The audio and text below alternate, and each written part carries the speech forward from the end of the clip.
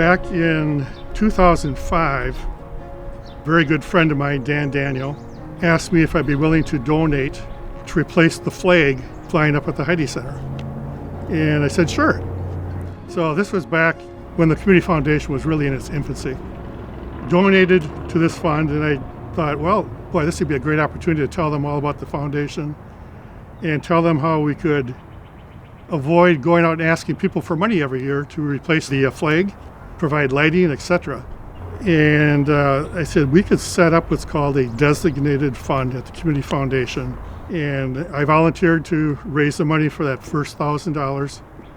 We set up a seedling fund, and 3 years later, that fund was a permanently endowed designated fund. Since then, the fund has grown to almost $20,000. There's about $800 going annually to help replace the flag when it becomes frayed, cover expenses for lighting, etc.